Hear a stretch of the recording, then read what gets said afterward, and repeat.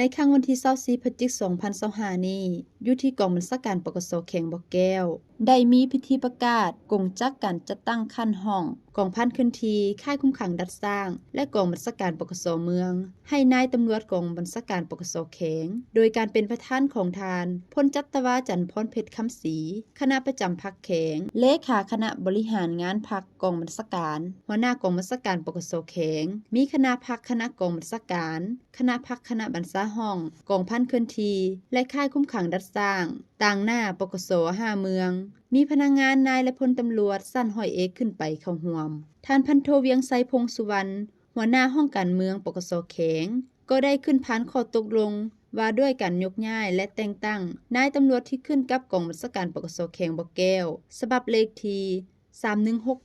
3168/ปกสและเลขที่3169/ปกส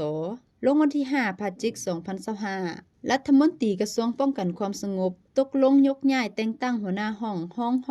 ค่ายคุ้มขังดัดสร้างกองพันเคลื่อนที่และกองบัญชาการปกสเมืองมีคือพันโทบุญมีสมมาศักดิ์จากกองบัญชาการปกสเมืองไปรับหน้าที่ใหม่อยู่ค่ายคุ้มขังดัดสร้างพันตรีนางเสียมไพเมฆธนาวันจากห้องการเมืองไปรับหน้าที่ใหม่อยู่ห้องการกองบัญชาการแขวงพันตรีสมพรเลิศตระกูลจากกองบัญชาการปกสเมืองห้วยทรายไปรับหน้าที่ใหม่อยู่ห้องการกองบัญชาการแขวงพันโทกงวิไสจันทวงศ์จากกองบัญชาการปกสเมืองผาอุดมไปรับหน้าที่ใหม่อยู่ห้องคุ้มครองสำนึกครัวและก่อสร้างหากฐานพันโทคำสอนคัดถนอมจากของพันป้องกันเคลื่อนที่ไปรับหน้าที่ใหม่อยู่กองบัญชาการปกสเมืองปากทา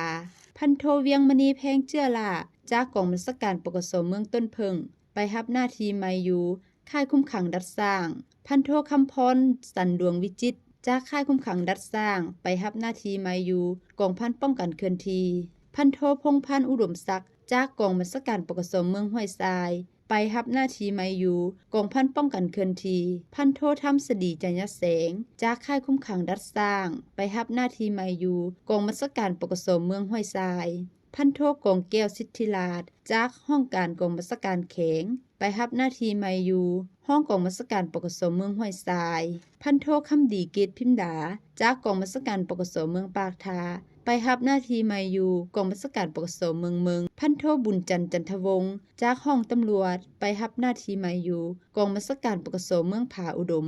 พันโทธรรมวงศ์อินทยนต์จากห้องสันติบาลไปรับหน้าที่ใหม่อยู่กองบัญชาการปกสเมืองผาอุดมพันโทสมใจรัตนภูมิจากกองบัญชาการปกสเมืองห้วยทรายไปรับหน้าที่ใหม่อยู่รัฐวิสาหกิจบริการความปลอดภัยท้ายพิธีท่านประธานกองประชุมก็ได้เน้นหนักให้นายตำรวจที่ได้รับการแต่งตั้งยกย้ายไปรับหน้าที่บนใหม่ให้เพิ่มความเอาใจใส่ต่อการชี้นำพา